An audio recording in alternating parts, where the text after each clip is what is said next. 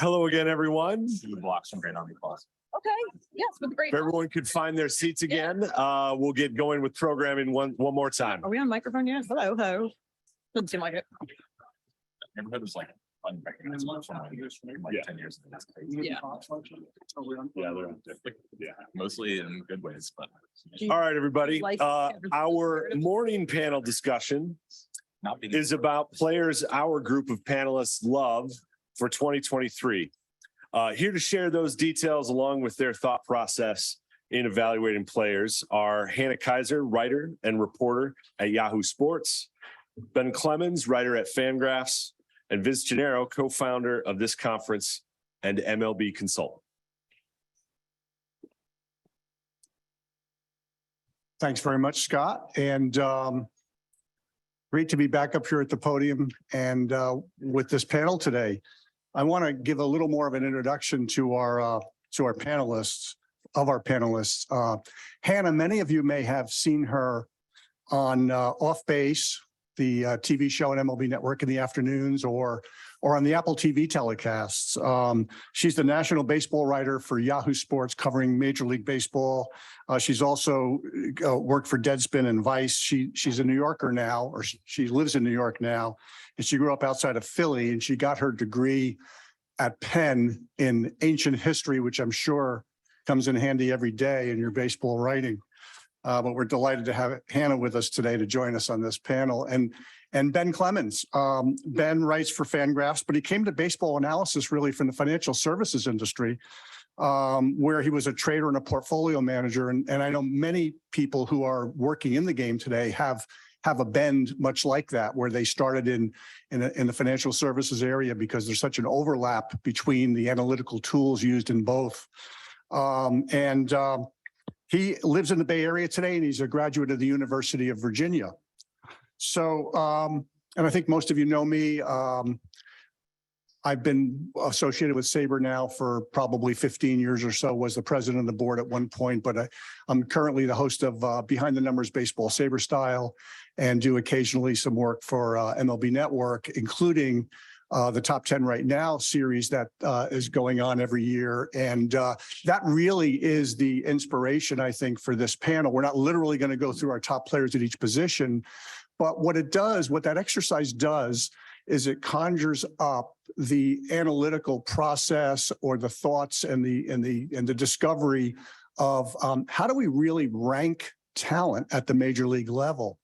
Actually, in the audience is Mike Petriello, who is kind of the dean of that panel we do on Top 10 Right Now, and always comes through with powerful and compelling stories to advocate for players. On his behalf, I'll mention Aaron Nola, who he had as the number 2 starting pitcher this year in his starting pitcher rankings. And I have to say that Sarah Langs or myself or Brian Kenny never even had Nola on the list. But if you dig deeper, I'm not going to talk much about him today, but if you dig deeper, you will see some compelling peripheral stats on Nola that suggest he's far better than we give him generally credit for. And sort of along those lines of players maybe who are better than the general populace thinks, and even some analysts think, let's start with Ben to see if you have someone you'd like to sort of toss out there for us. sure. By way of background, Vince emailed me, I don't know, a month ago or so, asking if I wanted to come on and talk about some players I loved. And I said, yeah, absolutely. I thought, oh, Aaron Judge. And then I read the next line of his email, and he's like, not like Aaron Judge, for example. So I won't use him today. But like the guy who I think of in this category is Lars Nootbaar. And he's part of a genre that Jeff Sullivan coined cheating, where you pick a breakout player that broke out and people just haven't noticed yet. And that's, I mean, he's really good. And I don't think there's a lot of question among people in baseball that he's really good, but you might not notice because he was a 4th outfielder who played, I don't know, half the season in the majors last year due to injuries. Thanks. But he fits, for me, the 2 things that you want good hitters to do, and that's hit the ball really hard when they make contact and not swing at bad pitches. Because hitting is incredibly hard today, and more than ever, pitchers are throwing out of the strike zone, and they're throwing stuff that moves a lot. That's basically the key finding of like modern pitching, like development and analysis is throw stuff that moves and throw stuff that's hard. And you don't really need to throw in the strike zone so much. And that means that not swinging at bad pitches is really important. So that's a skill that he's always had, like always, always, always. And he's really grown into a lot of power in the last few years. I just kind of think people don't notice because in the minors, he didn't hit a lot of home runs. In his first 2 seasons in the majors or in the minors combined, I think he had like 500 some odd plate appearances and 9 homers. He's 6'3", 230 or something. Like that seems strange. But in the interim, he worked a lot of drive line, started swinging a lot harder and hitting the ball a lot harder when he connected and maintained his on-base skills. The reason I was saying this is cheating is I looked through the FanGraphs projections and he's projected to be the 3rd best hitter on the Cardinals. Like, that's pretty good. Like the 2 guys ahead of him are, MVPs or MVP candidates at the very least, Goldschmidt and Arenado. But I don't think he's getting considered that way. I don't think he's being considered as the 3rd best hitter on a World Series contender. I think he's thought of as a 4th outfielder. Yeah, good one. Terrific. Hannah, what about your thoughts on a player? Oh, well, first of all, by way of introduction, I usually, if I need to come up with understanding who's good that's under the radar, I just read Ben Clemens. So I don't know why I'm here. I feel like he could have just done all of that. I'm like, my job is to tell you who is good. And then if I want to know what's coming next, I read FanGraphs.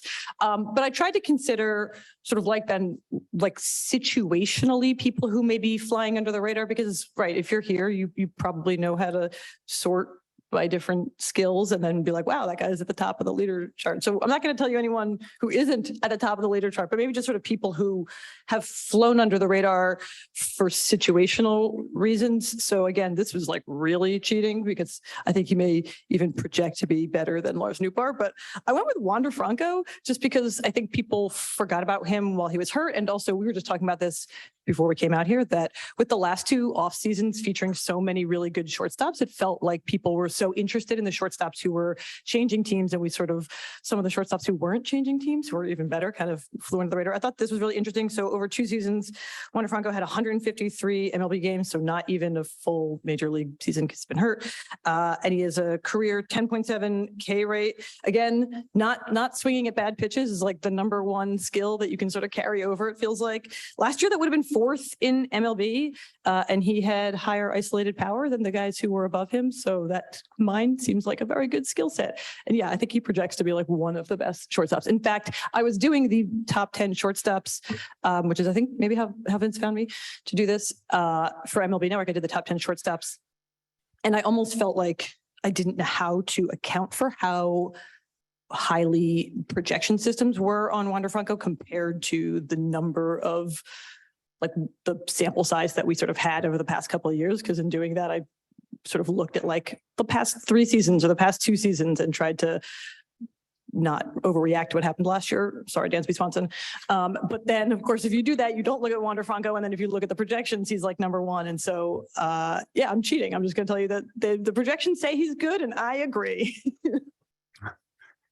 Well, my list, I decided to create it by reading everything I could that Ben Clemens wrote and listening to every tape of Hannah Kaiser. So that's where I came up with my list. No, but in all seriousness, to speak on Franco, he has this incredible bat to ball skills. Only, I believe, Yordan Alvarez and Soto for 2022 had a higher contact rate on swings than did Wander Franco. That's pretty elite company. And the other thing is, we know that batters in general do not do as much damage on pitches when they do make contact outside of the zone. But he makes contact. I think it's something like 79% of the chases that he has, pitches he swings on outside of the zone, he makes contact at. So you rarely see him take a swipe at something that, that he has no chance to put in play. So I love Franco too. And I thought of, I think I had him at like 6 on my top 10 list, but I really did believe of all the guys on the shortstop position, he probably has the highest upside versus where I ranked him. One of the guys I wanted to talk a little bit about, and I learned just today that I share a brain apparently with Hannah, and that we both picked Dylan Cease to win the Cy Young last year. And this was on TV, so you can verify that. And it was filmed. And I thought really, I thought I was crazy when I did it, when I said it on my radio show back in March of last year, just about a year ago. But I want to talk a little bit about Cease because he just is, to me, mesmerizing. He has, according to StatCast, and StatCast measures the value of a pitch by the run value that pitch has led to. He has his slider is the number one pitch in baseball. And he gets incredible swings and misses on it. The weighted on base, the WOBA on his slider is 193, under 200. That includes obviously sort of imputing a slug to it as well, right? Because it looks at the number of bases. It's not just batting average. Number one in swings and misses on all of his breaking pitches. And I could go on, and I won't. But I just think Cease is the kind of guy that could have even upside beyond what we saw from him in this incredible year in 2022. In many ways, look, I'm not going to begrudge Verlander for winning the Cy Young. But Verlander, on the flip side of it, is one of the pitchers who seemed to have benefit dramatically from Houston's defense last year. I mean, I think the batting average on balls in play was really, really low in a not sustainable way. And Verlander pitched well, but I don't think if he pitched as equally well this year, I don't think you'd see a 1.75 ERA. My only point is I think Cease should be a candidate again this year, and there's even upside in him. And I'll let Hannah comment on Cease as well. Well, so I'm going to sort of use that as a jumping off point because I did what you're probably not supposed to do, which is sort of judge more strongly based on your own experience. I made the Dylan Cease pick right after calling a game for Apple, which he was pitching in Chicago early in April, and talking to him sort of about the work that he had done. That's what I do. I mean, you introduced me, I'm a reporter more than I am an analyst. And so I was sort of thinking about guys that I thought based on conversations I'd had or sort of based on my understanding of their holistic experience and not just what you can sort of look up that I thought might be primed for a breakout. And I thought of Hunter Green. Again, I'm kind of cheating because he throws 100 miles an hour. But so a couple reasons about that. When I did a piece on Hunter Green early last year, right after his first start in Cincinnati, in which he was very bad. He lasted 3.5 innings, I think.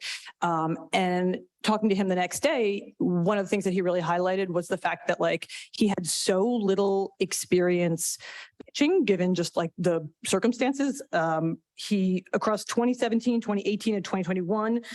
So 3 seasons in the minors, he missed all of 2019 to Tommy John and spent 2020 at the alternate site.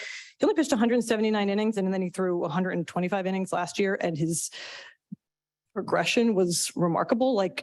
The first half, his ERA was over 5. The second half, it was right around 1. And when I talked to him in April, he was sort of talking about really, really basic stuff, learning to throw a changeup and learning to appreciate the value of having a changeup as opposed to just being able to get by on throwing 100 miles an hour. He talked about how he hadn't sort of started to pitch until later in high school. I talked to some of his minor league coaches who sort of said the same things, that they were we had to convince him that it was valuable to throw a changeup in addition to throwing a fastball. And so I thought that that sort of, he had so much room for growth just sort of learning about baseball, and that his stuff would sort of carry him. So I think he's a really interesting one. Also, a thing that someone mentioned to me when I was like, hey, how should I go about doing this? A scout was like, well, guys on bad teams will have bigger runways to break out because they will not lose their jobs if they are struggling. And Hunter Green on the Reds is a real prime candidate for that. He has a lot of Dylan Cease to him, actually, where they have these huge fastballs. When Dylan Cease came up, it was well, he throws 100 essentially, but no plane, not enough movement. It's very hittable for being so fast. And then Cease excelled by he fixed his fastball a little bit, but he threw his slider more. And I feel Hunter Green could do that too. I mean, he did. Totally. Right? Totally. When I talked to him, he was explaining to me this idea of you got to make your changeup look like your fastball coming out of your hand. And I was like, yes, you do, sir. I mean, I don't, but you do. And I was like, oh yeah, and one of the things that his sort of the coaches were saying to me was he's working on stuff at the major league level that most guys learn in the early minors. They really rushed him through the system, just sort of given his stuff and given the circumstances of having spent all of 2020 at the alternate site and feeling they wanted to get him into some competitive baseball games. And given the fact that, the Reds sort of had this runway in which they could give him opportunities. So yeah. Yeah. kind of works perfectly for them. Totally. You know, staying with the hunters, does anybody have a little love for Hunter Brown? This is a guy who, you know, is modeled himself after Verlander, grew up in the Detroit area, comes over the top, has a great 12-6 breaking ball. And for those of you who aren't familiar, he's an Astros prospect. Hopefully he'll be in the rotation this year so we get to watch him, but really impressive talent. Yeah, I feel like he's almost the Astros number 2 pitcher. I mean, that's probably unfair to Luis Garcia. I don't really know. They have a lot of good pitchers. Well, right. That's my, I was like, well, without having any time to Google, I'm going to say if the Astros think he's good, he's probably very good because they have an abundance of starting pitching. I am worried about, okay, this is not a panel to talk about people who might struggle this year, but I'm worried about both Luis Garcia and Framber Valdez, given the pitch clock. So, and the rules around deliveries and everything. Yeah, it's going to be like a real wild card this year. Did you give any thought, either of you, to sort of guys who the rules will benefit, which I feel like is like a very hot topic right now in analysis?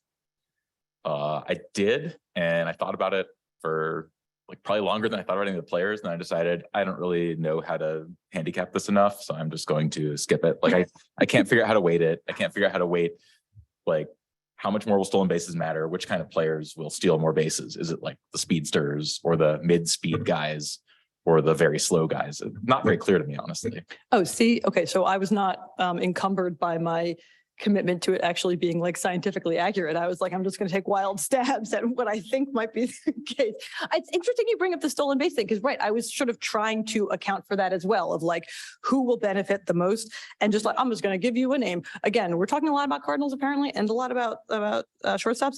I was looking at Tommy Edman, who had the 4th most stolen bases last year, but was 78th in sprint speed, and thinking about the fact that like perhaps the new rules will benefit guys who are not just fast, but sort of smart base stealers really well. When you talk to minor league coaches about the effect of the new rules, one of the things that they said a lot was like guys are quote unquote sort of running off the clock instead of running off the pitcher motion, which took me like a little bit of time to try to understand. But I think like, and I think pitchers will probably adapt to that at some point, but there's going to be this like back and forth as pitchers and hitters and base runners, I guess, sort of are all adjusting to the rules, and guys who get to that idea sort of early of like, let me just watch the clock and run as it's like reaching 0, that maybe they'll get like a head start on a number of stolen bases, and that'll benefit guys who are sort of smart about the way they're stealing and not just fast. Yeah, I mean, I didn't consider this till right now, but the 2 pitchers I like researched for this panel are both lefties, so maybe that helps. Oh, that's just because they're looking at the runner.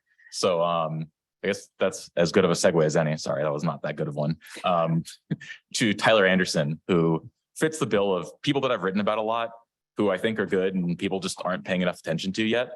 Like he was really good last year on the Dodgers, but it's very easy to say like, okay, anybody could be good on the Dodgers. It's the Dodgers. Like, let's see you do it on the Angels. But I think what people are missing is that Tyler Anderson was actually pretty good in 2021 too. And he's a lot different than he was when he was on the Rockies. He's added just a lot of variation to his game. So he's kind of a like fastball changeup guy, except that now he throws a cutter a lot. And that makes him pretty effective against righties. He throws a changeup like almost half the time against righties. And that works really well. He's got kind of goofy delivery and like, it's not fast, but it's very hard to hit. He like kills spin on it very effectively. But he also added a wrinkle that has made him really good against lefties, where, you know, he's normally like pretty close to over the top, like, I don't know, high 3/4 or something. And he has a kind of a drop down sinker now where I think he drops like nearly a foot like in release point, and it becomes a really good lefty pitch because he's a sidearm reliever to lefties. And he's even started throwing his cutter out of his kind of low sidearm slot or his low 3/4 slot, which is very interesting to me. I just think that he's not a one-hit wonder. Like it's easy to look at him and be like, oh yeah, like, okay, last year was good, but look at the sum of his career. But I think that's wrong. And I think for pitchers particularly, it's pretty important to look at what they've changed, because pitchers can change a lot more easily than hitters can because they're proactive, right? They're not reacting. They get to determine the plan of attack. So if they say, I'm doing something different, it can completely change the way that they work. So I think it's less useful to look at their kind of ancient history body of work. It's much harder for a hitter to do that. And I think Anderson has done that So again, like it's like Newt-Bar. He's not actually under the radar. He was actually very good last year. He's kind of actually already broken out, but our brains just haven't really caught up to it yet. At least mine hadn't. I'm surprising you with this question, so if you don't have an answer to it, that's fine. Are there, you brought up the whole Dodgers of it all. Are there things that would make you not believe in a pitcher's 1-year breakout if it's with a team that's sort of particularly good at putting pitchers in a position to succeed? I feel like if they mainly do it on the back of like some new pitch type, that will make me hesitant. And if it's really out of nowhere and there were no signs of anything changing before then, I'd be a little skeptical. I discount it somewhat, but I also think I don't know how much of the good pitching team's magic is fixing problems as they arise and how much of it is teaching new things. I lean towards teaching new things, and that guys who, excel on a team like that, like Alex Wood retained a lot of the stuff that made him interesting when he left the Dodgers. And Ross Stripling maybe got better after leaving the Dodgers. There's not a lot of like data on what happens to guys who leave the Dodgers. Oh, you should do a piece on it. Good ideas. That's what this is actually for. This is a brainstorming session. I was going to say though that one of the things with the Dodgers that I would be cautious about, but you would be better at looking into whether or not this was true, is that so often it feels like the success that they're getting out of their pitchers is in the matchups that they're allowing them to face, and sort of the way that they're not like the way that they're utilizing their overall staff instead of just like teaching a guy to like get through a lineup. Yeah. And they also play like the best defense in baseball, which helps.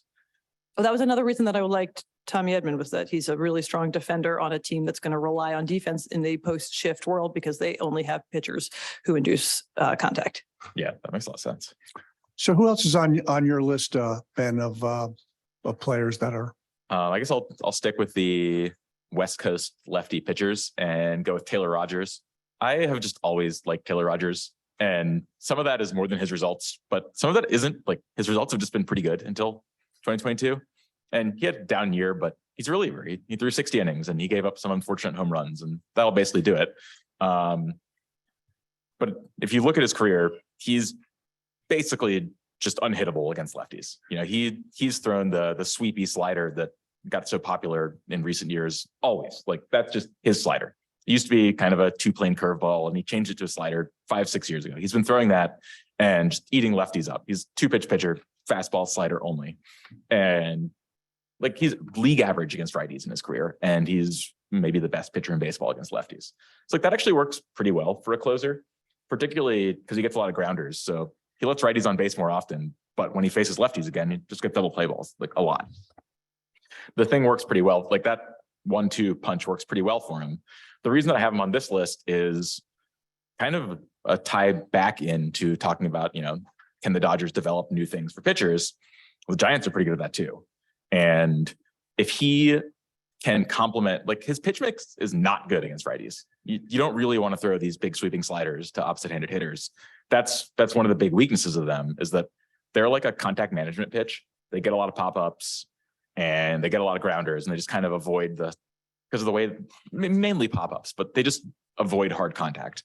But they don't nearly as much against opposite-handed hitters. Like they have huge platoon splits on production on contact. So he could really benefit from something that just sits in between those.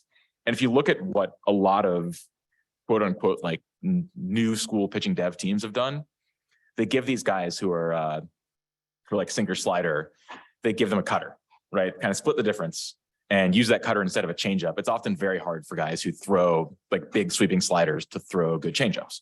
I couldn't tell you why. That's not really my skill set, but they mostly don't.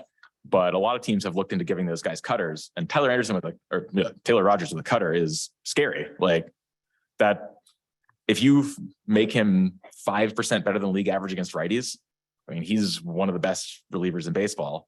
He's been one of the best relievers in baseball on like a fielding independent standpoint over the last 4 years with like a really bad skill set for attacking righties. And, he faces many more righties than lefties. And I just think improving that just a little bit could be a huge tailwind for him. Interesting. Yeah. Let me throw a couple of relievers into the mix. Yohan Duran and Andres Munoz. I love Munoz. He's very much cut in the mold of Edwin Diaz. I mean, he's stylistically a lot like him. He throws 100. He gets a little less swing and miss on chase pitches than Diaz, which is by the way, no crime because of what Diaz can do. Slider and a four-seamer and big whiffs on a slider. So I really love Munoz. And as far as Duran, highest velo in all of baseball, right? At least coming into this year. Who knows if we'll see another young arm surpass it. But he really does everything well. He just gave up, too many home runs. But I think that could really be something that we could watch him really move up towards the top relievers in the game if he can just maybe locate a little better or be more selective in his pitch choices so that he doesn't give up as many bombs. This is kind of call back to the rules changes, but do you think these super hard throwing guys are going to be affected more by the pitch clock? Just because, you see them just taking their time, getting set, really like getting ready to throw the next pitch at maximum effort again, and they can't anymore. If I'm not mistaken, someone said yesterday that we haven't seen any degradation in velocity in the minors from the pitch clock. What I think it might do is it's less of an issue with relievers who are typically going, not going a second inning anyway. But rather than starters throwing lower velocity, we might see some of them not going as deep into games. And I think that's the two ways to modulate this, right? One is throw as hard as you want, but you're not going to get even into the fifth inning maybe sometimes. So I don't know. I don't know if it's going to affect him. I think a guy who's relies on velocity as a big difference maker will probably do everything they can to preserve it.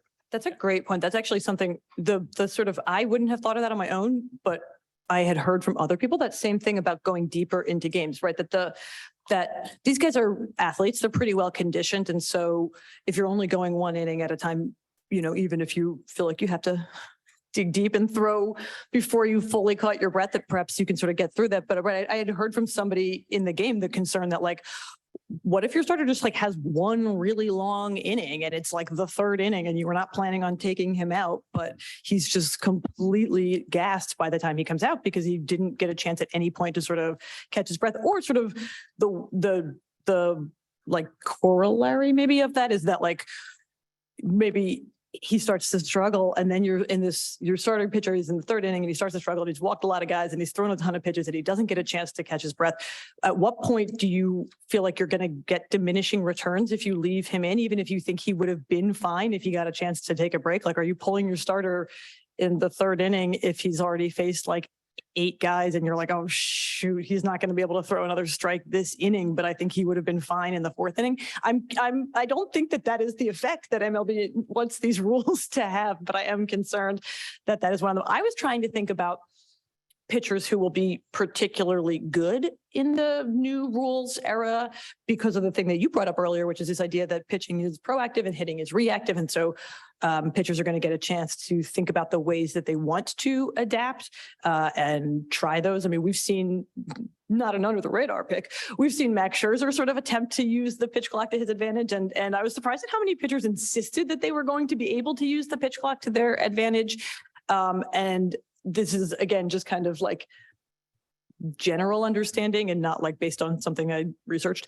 But guys who have really specific body control, so guys who are able to vary their deliveries, guys who are able to vary their motions, so that way they're not super predictable in the way that they're adjusting to the pitch clock.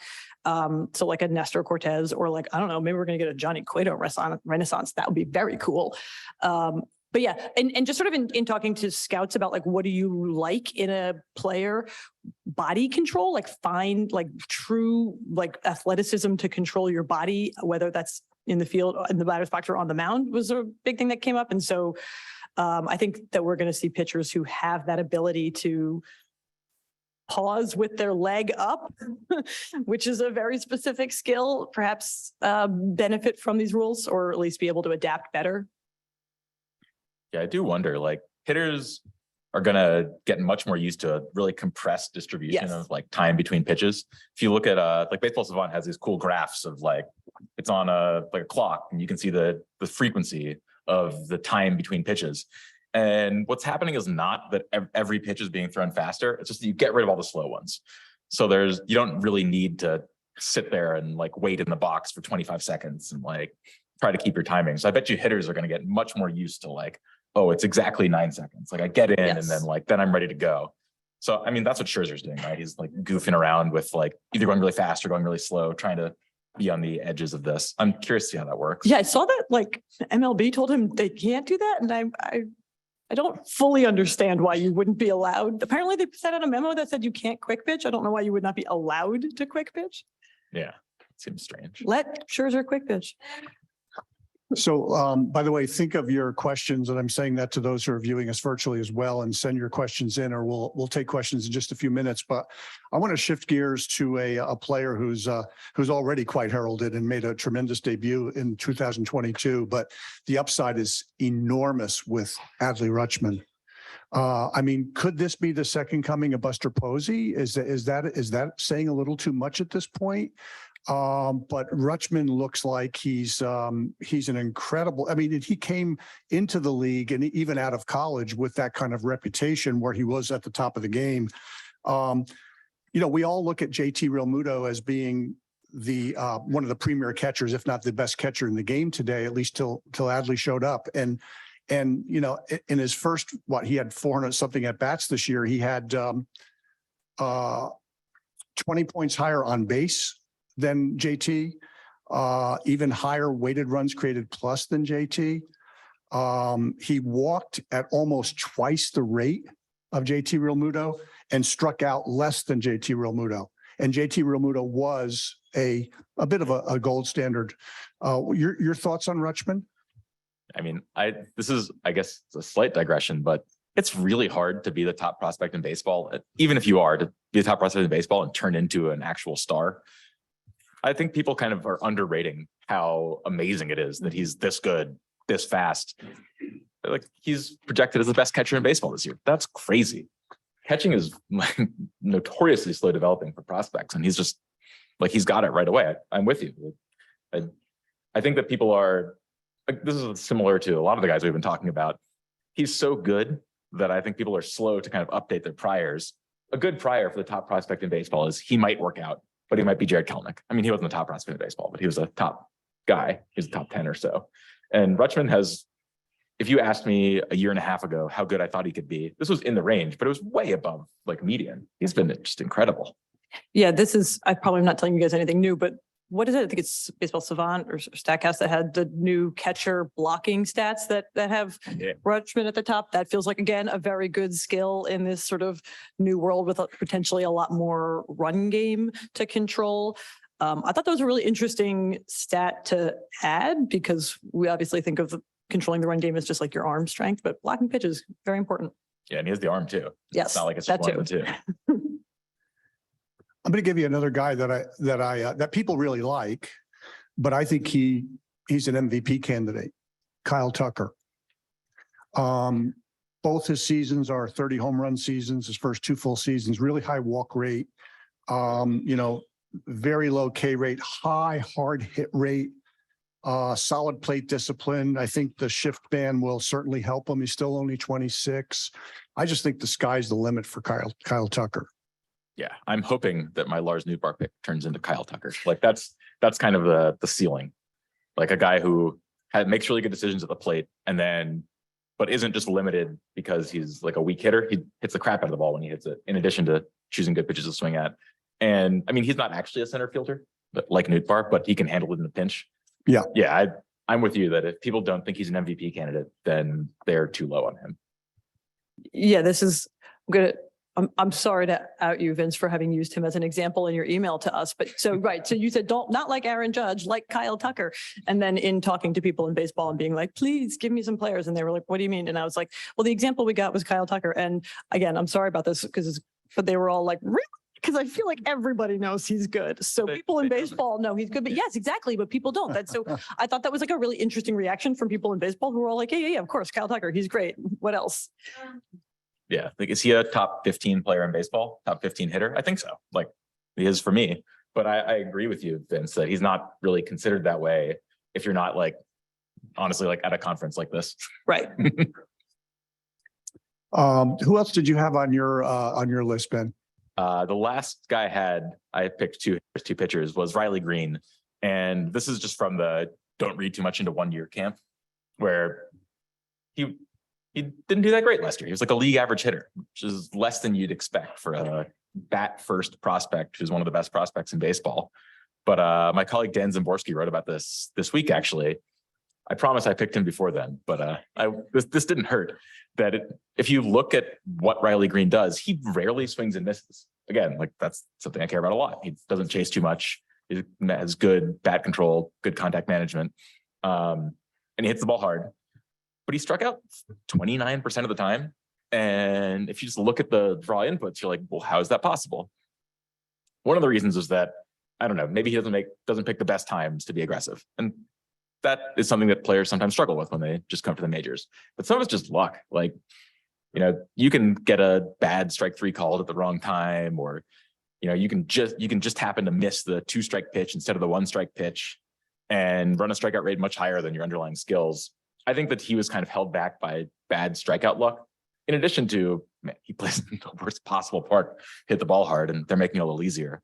I think that he could be, 30, 40% better than league average as a hitter this year without changing his skills whatsoever, just with like a little bit better run of, they're not actually rolls of the dice, obviously, but there's just things breaking a little bit better for him. And we'd all be like, wow, what did Riley Green fix? And nothing.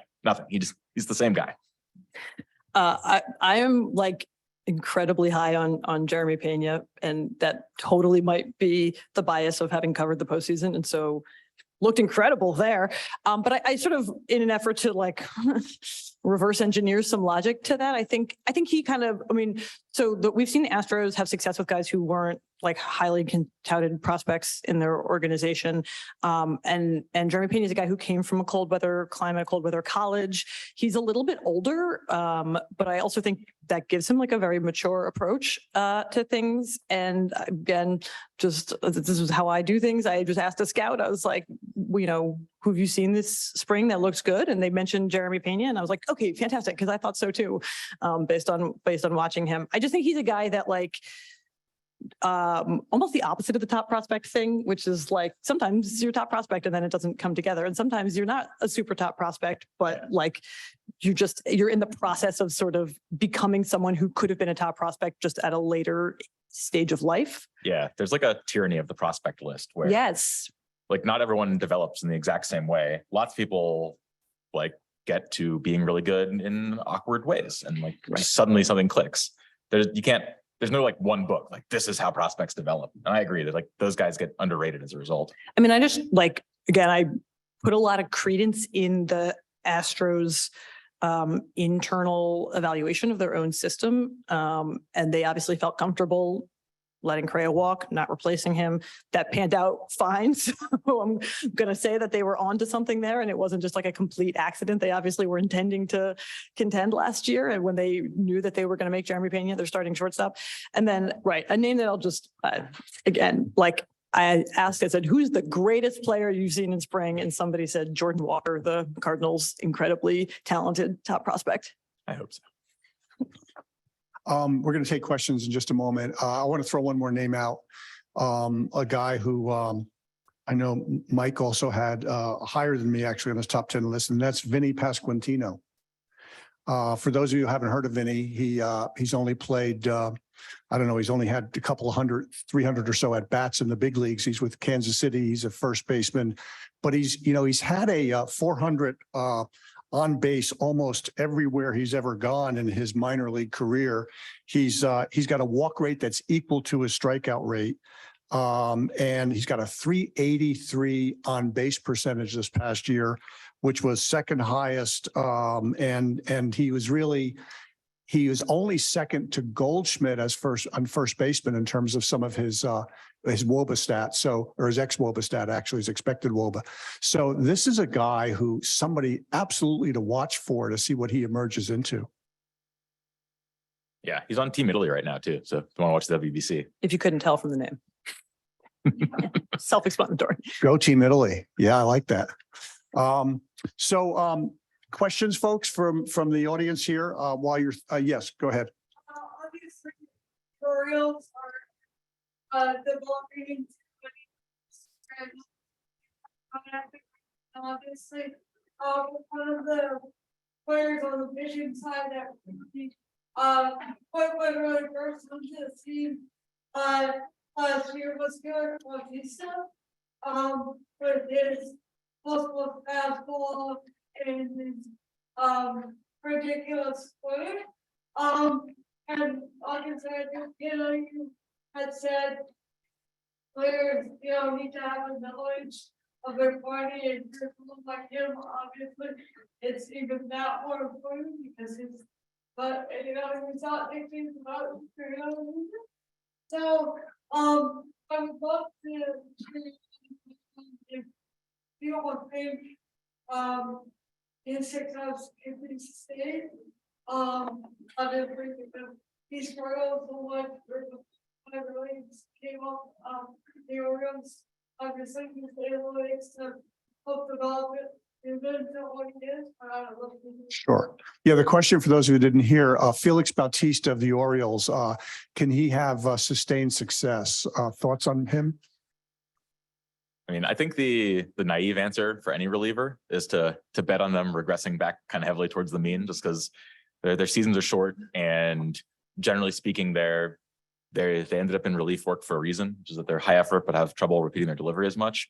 One thing that I really like about Bautista, and that I think more pitchers should be doing, is that I think splitters are really good, and I think it is often easier to learn the feel for a splitter if you can grip it right than a changeup. Like, it's much easier to kill spin.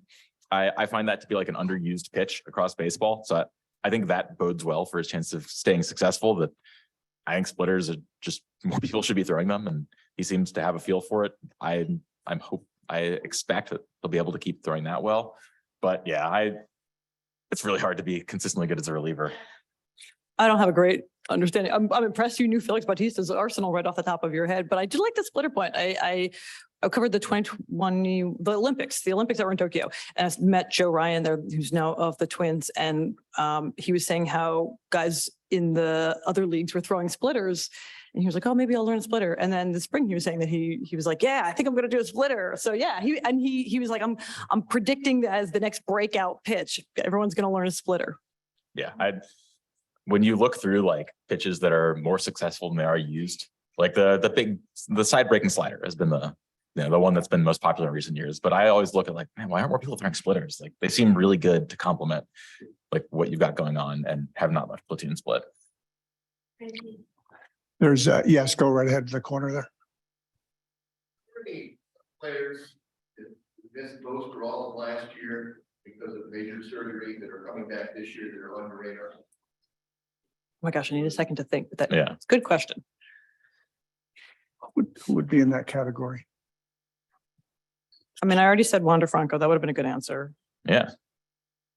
Oh gosh, running through my head. Now I'm trying to think of who missed a lot of I know time. who missed a lot of time. I mean, I feel like Tatis is kind of cheating, but That is cheating. he got injured. Wow. Okay, so you believe in him without the beats? Yeah, I feel like he's in a provisional camp, but like, I don't know why you'd look at this guy and think he's not going to be like incredibly successful as a hitter. I'm very interested to see how he fares as an outfielder, Yes. because I really liked him as a shortstop. Not his actual results. His actual results were pretty up and down, but just thinking that he'd be able to develop into an excellent shortstop because he has the body control and I could just see him ironing out the arm errors, and so many of his issues playing defense were just like throwing errors. He had scattershot arm kind of, that I liked his chance to develop into a really above average defensive shortstop. Curious to see how it works in the outfield, but I'm trying to think of a better. I know. I'm like, I mean, I think he was only hurt sort of for a short amount of time, but it's similar in like last year was an adjustment. I know he's hurt now, but like Seiya Suzuki is someone who the underlying numbers all say like, yes, he was hitting the ball hard in a good launch angle. He was making good swings, and maybe just like the results were sort of average last year. He had a good year, but I think that's one of those picks where it's the same kind of thing where when there's a lag time between when they sign and when they truly break out, I think people tend to lose track of them. Maybe he'll be next year's pick if he's out for a long time. Yeah. Remind me of this next year. Suzuki was a guy that I considered for this list as well. Yeah. I think he's so similar to Nootbaar, aside from like pedigree and, you know, he has a lot more professional level success, but a similar plan of just trying not to swing at bad pitches. And then when you do make contact, not that he has like crazy contact rate or anything, but he mostly swings at good pitches to hit. You know, Vince was saying it's hard to do a lot of damage when you swing at a pitch that's outside the strike zone or outside like your hot zone. He's very good at like waiting for pitches that are where he can hit. And when he does make contact, he hits it hard. I think guys like that tend to be underrated because it can, you know, those underlying statistics tend to lead to a lot of long run success. And yeah, like you said, he was good last year, but not great. But you could see him being much better with the exact same approach and the exact same underlying skills. Sorry, we didn't answer your question. It's hard to remember everyone who's on the IL last year. There's another question over there. Yeah. I know this is the players who love panel, but if you put enough players who love together, you make a team you love. So my question is, who's the kind of other team? Who's finding a way to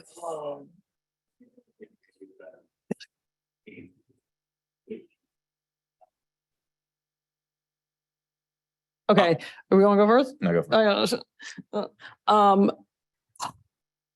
I'm always high on them and it hasn't panned out. I really like the Twins. I feel like they got super, I mean, talk about injuries. They got so unlucky last year and they could get unlucky again because I don't know that I would invest in Byron Buxton as like I wanted to say Byron Buxton to your question about guys who are going to come back from injury and be better, but I don't know that he is going to come back from injury and be better. But I actually think they learned from that and the sort of insurance policies they put in place with like Michael A. Taylor and sort of like guys, they rather than continuing to be like, maybe Byron Buxton will play 162 games. They were like, he's not, but he is worth it when he's on the field. And we're going to sort of build in these insurance policies. And then also just they really built out their pitching staff to go from like, we like our top five to being like, we have like 7, 2, 3 type guys, which is perhaps a better approach. I thought that like the Pablo Lopez for Luis Arraez trade was so interesting. And I thought that the Marlins maybe could have gotten more for him. And so I like that for the Twins. Yeah, the Twins are just a team. I also just find them interesting on like a bigger scale, which is they're one of the few teams that the past couple of years has thought they were going to make the postseason and didn't, which sounds like a very obvious thing, but is so rare in this game. Like so often it feels like the teams that think they're going to miss that missed the postseason are teams that knew they were going to miss the postseason. But the Twins have spent like the past 3 years adding on the assumption that like, no, we have like a good team. And I don't know, maybe because I think that that's just like such an admirable way for a team to behave in this day and age that I want it to pan out. But I also do think they made some really smart moves. Yeah, the Michael A. Taylor trade was like the best backup outfielder acquisition ever made. Totally. Like it makes so much sense. The Twins are a really good pick. I'll also add the Rangers. And then now I remembered that I considered, like not for long, putting Jacob deGrom on this list because I don't think people remember. No, they do. Like they do, but I feel like he's underrated, despite being pretty highly rated. He's the best inning for inning pitcher of the 21st century. When did you leave New York? See, in New York, it was still a big deal. That's what I'm saying. Yeah. But still, most people in the US don't live in New York. Oh, okay. Barely. But I feel like I think the Rangers have a pretty good setup and they did the same thing, got a lot of pitching to back up the fact that they have these great players. But yeah, deGrom, I think, is better than he gets credit for when he's on. People just rate him as another ace, and he's like the ace. I would say they're not really under the radar, but I think the Mariners will win the AL West. I think they're poised to do it. I think they've been building to this. When you look at Kirby, in terms about starting pitchers, George Kirby and Gilbert, and what else they got on the mound, and then you look at their big bats in terms of Cal Raleigh. I love what Raleigh's doing behind the plate. I just think they're really ready to break out and make noise in the West, and I think it'll be tough for Houston to really repeat. So I just would give them the edge. Yeah. So as an Ace fan, I'm really high on Shea Langoliers right now, as Murphy's kind of left. He's a guy who's been really good at the minor league level and now kind of has the opportunity to grow at the major league, but also catcher development is very different. So do you think he is kind of well positioned for a breakout? And, you know, if it doesn't happen this season, like, why would it happen? I'm sorry that you're an A's fan. I'm sorry. Yeah, it's been a rough few years. I will say that I don't have any special insight into No. Langoliers relative to other like top catching prospects, but I think that one thing the A's have going for them is that they don't have the urgency to have him be like a difference maker right away. It's so hard to be a good catcher in your rookie year. Like I don't think we give enough credit to like young, good catchers. There's just so much to learn. And especially this year, there's going to be so much more running game to handle. I mean, I think stolen bases are up 50% in spring training, even if they're up 25% in regular games, which it looks like a lot of projection systems are tracking towards. That's really hard. So I would just say that my guess is that the A's don't have a lot of expectations for his hitting this year. You can't ask that much of someone who's like, especially replacing Sean Murphy with a kind of sketchy pitching staff, to be quite frank. That's really tough. I think if he's keeps his head above water this year, they're going to be really happy. And again, I don't have any particular insight. So instead, I'm going to offer you this as an A's fan, which is that one of the scouts that I asked said that they like Tyler Soderstrom, the best Soderstrom. How are we saying it? Soderstrom. So there you go. They say he's going to be great. Right here in the middle. Players that missed last year, how would you assess my performance? Oh, I think that the deal he got really good for him. It's not because of money or anything, but because he's just really high variance. If he is back, and it's so hard to tell, right? Like we haven't seen him in game action much at all. I saw that he said he was like ready hours early for his first game in the outfield because he was really excited to catch a ball and then nothing was hit his way. But we just don't have enough sample size yet. But if he is Kyle Tucker, am I going to be surprised? I mean, a little bit, sure. Like no one's mean expectation, or very few players' mean expectation is Kyle Tucker, but he was basically that guy when he was healthy for the Mets. It wouldn't shock me at all. I think it was a great pickup for the Giants, but I think that the way his contract sets up, where he's got a nice player option for next year, but also he could retest free agency. It's kind of win-win for him. If it takes him a year to settle back into being Michael Conforto, great, no problem. Go back to the Giants next year. They're really good at this kind of stuff. And if he's great right away, awesome. Like it's a good year to be a free agent.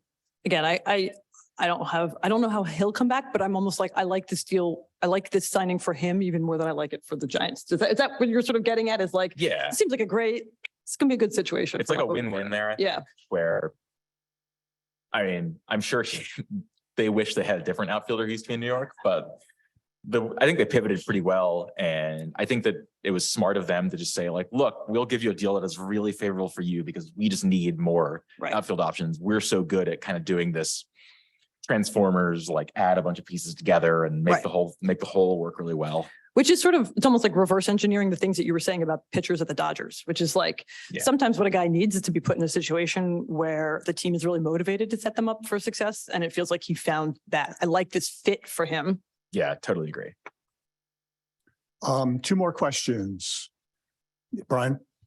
Yes, I have to say that we're actually going to present more in an AI talk, and the AI actually breaks down the contribution of the student.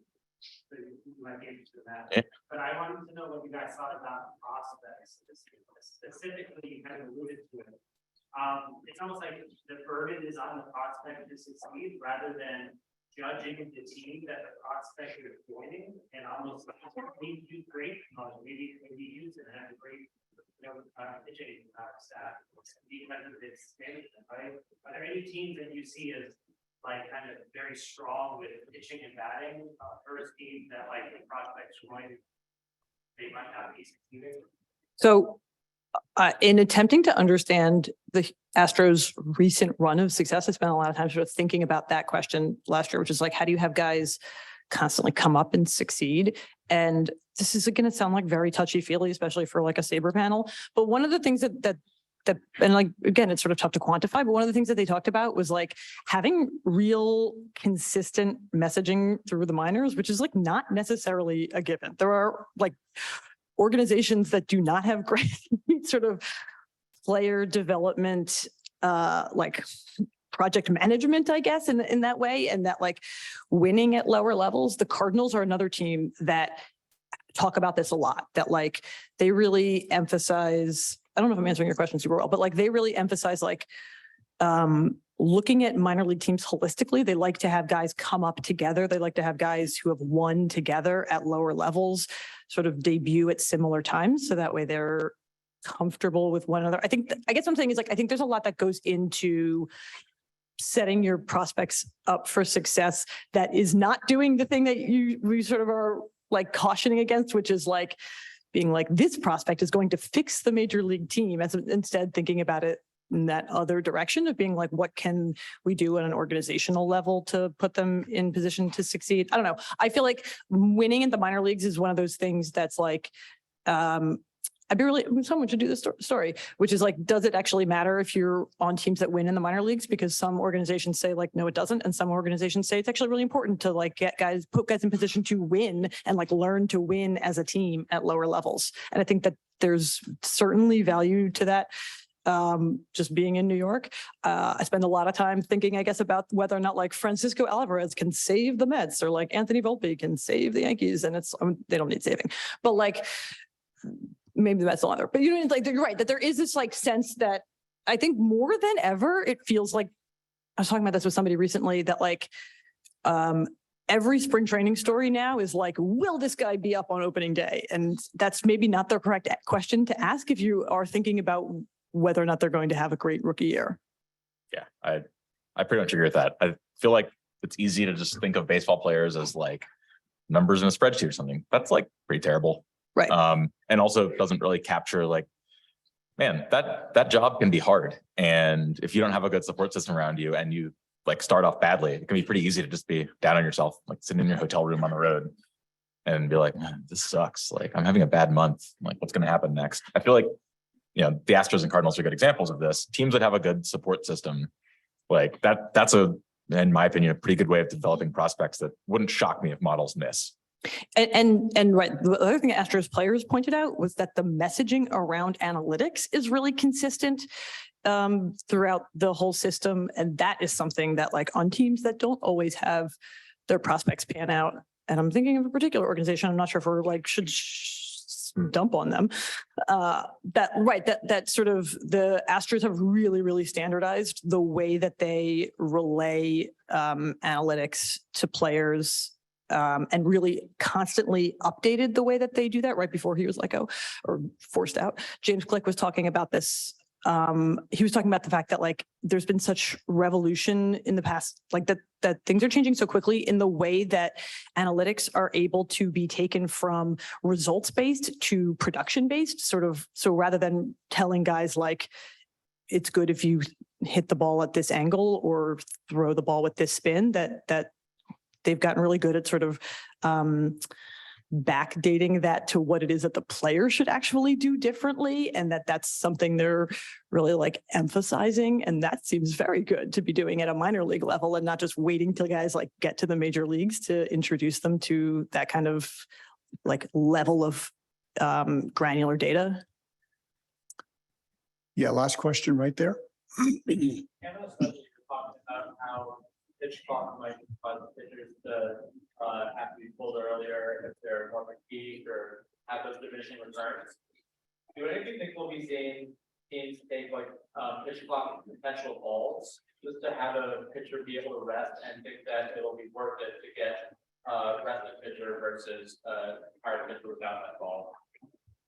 Yes.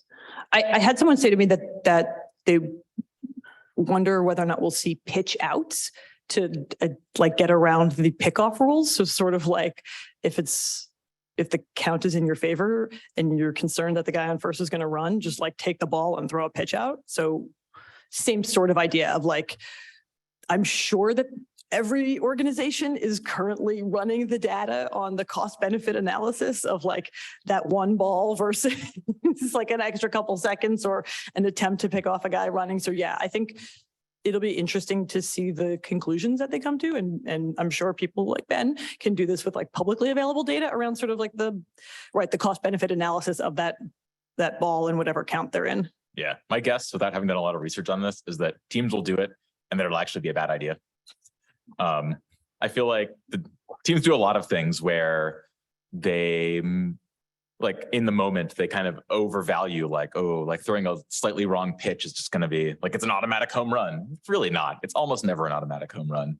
You know, the worst pitch in baseball, position players don't have the batters, you know, batting against them hit home runs even that often, even in close games. I think that a ball really hurts. Like that's a big change in the 0-2 to 1-2 maybe. But there's a lot of times when that ball hurts a lot and an extra 10 seconds to rest is not really going to make up for it. And I would guess that to the extent that that tactic is used, it'll be overused. I think that's a mistake that teams generally have made in the last, like throughout history. Yeah. I don't think we'll see anyone try it. I think count leverage is too important. I mean, the one exception could be you get to a 3-0 count on somebody and you want to put them on.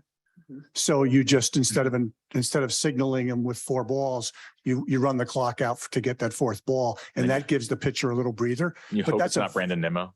What's that? You hope it's not Brandon. Yeah. So that's a very situational time, but I don't see it happening at any time when the count is really live and you're actually battling the batter. I think it's just too much of a price to pay for an extra 20 seconds. Okay, I think we're at the end of our time. Thank you so much. And let's give a round of applause to Hannah and Ben.